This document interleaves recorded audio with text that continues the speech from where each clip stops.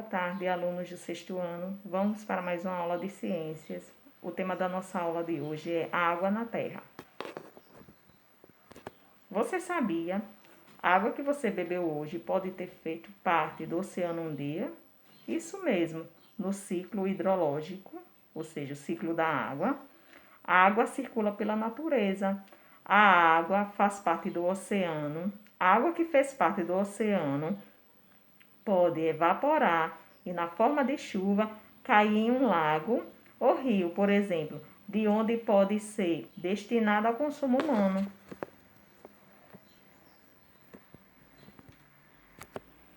A hidrosfera. O que seria a hidrosfera?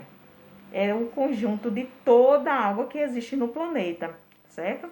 A Terra tem aproximadamente 3/4 da sua superfície coberta por água. A água do planeta está distribuída em oceanos, rios, lagos, nuvens e também no subsolo. Estima-se que o volume total de água do planeta Terra seja o mesmo há milhões de anos. Por que isso? Por causa do ciclo da água. Essa água, tá certo? Ela vai passando por ciclos, tá certo? E, ou seja, é a mesma quantidade de água que tem no planeta Terra há milhões de anos, ela vai passando por ciclo. Essa água, ela está nos oceanos, elas evaporam, depois elas caem das nuvens em forma de chuvas e depois vai evaporar de novo e assim por diante. A hidrosfera é dividida em ambientes de água doce e ambientes de água salgada. Isso mesmo.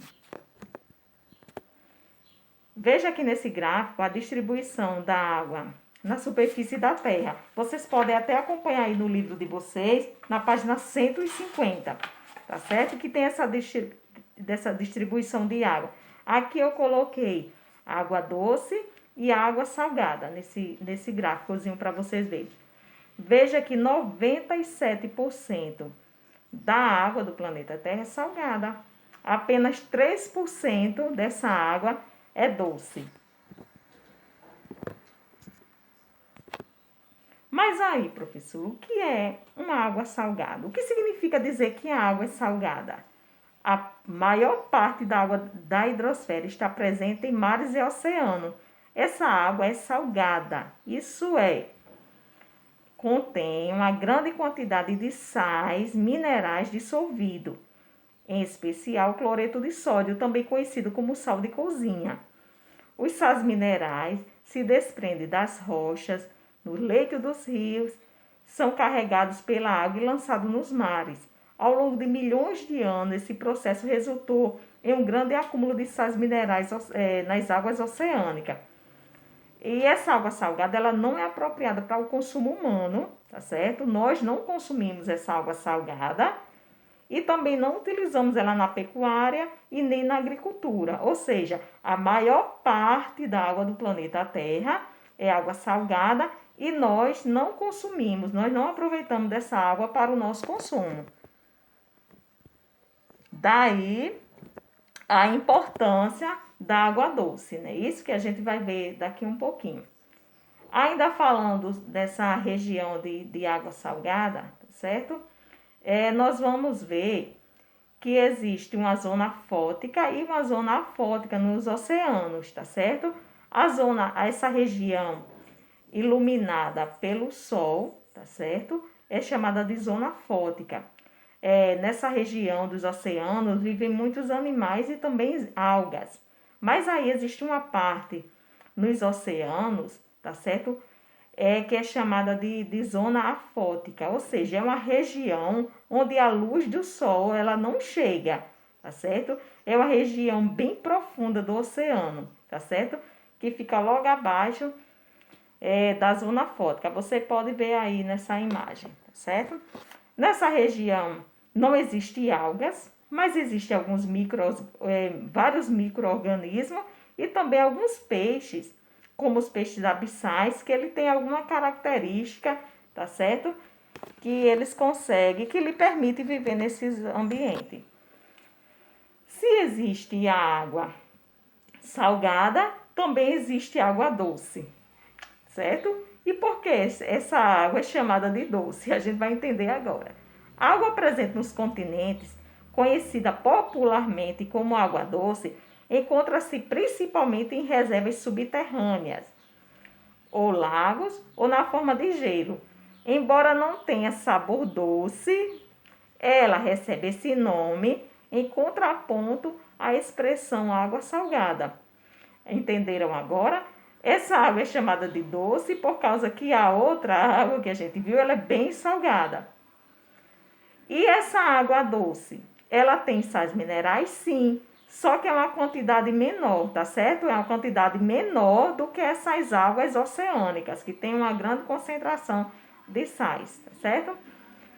A maior parte da água doce da Terra encontra-se no estado sólido, ou seja, é 68,9% localizado nas geleiras ou calotas polares. Você pode acompanhar isso no livro de vocês na página 150. A segunda maior fonte de água doce está escondida, entre aspas, escondida no subsolo, formando reservatório subterrâneo de água.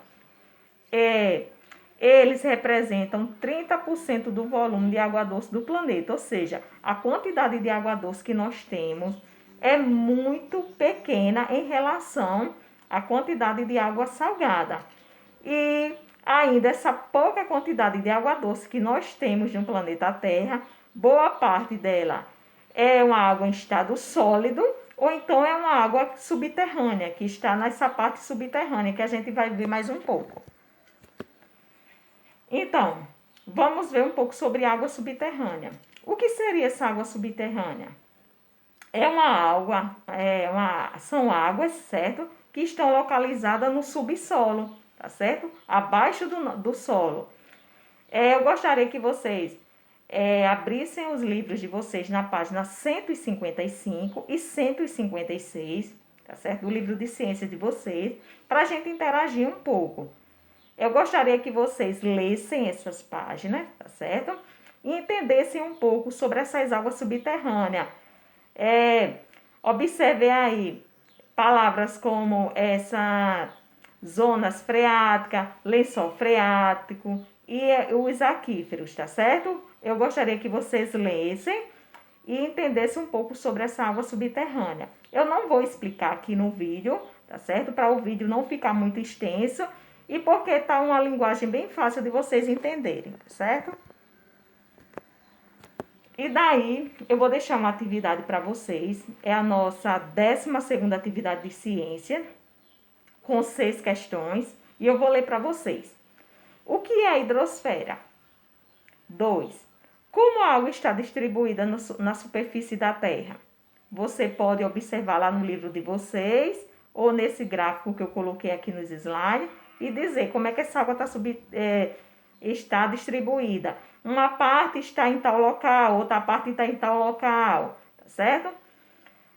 3. O que são os aquíferos, tá certo? Você vai ler aquelas 2 páginas que eu falei, tá certo? Sobre água subterrânea e vai responder o que são os aquíferos. 4. O que podemos definir como água doce e água salgada? Por que a água recebe esse nome de água salgada? E por que outra água recebe o nome de água doce?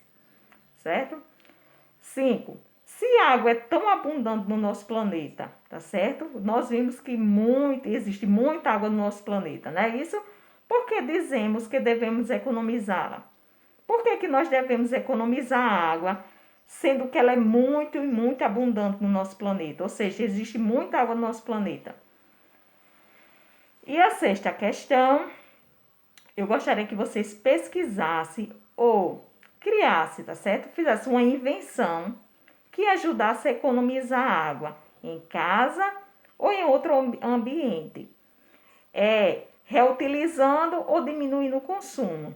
Em seguida, mostre passo a passo como utilizar a sua invenção. Você pode gravar vídeo, ou desenhar, ou então colar a imagem. Eu vou explicar melhor essa 6ª questão.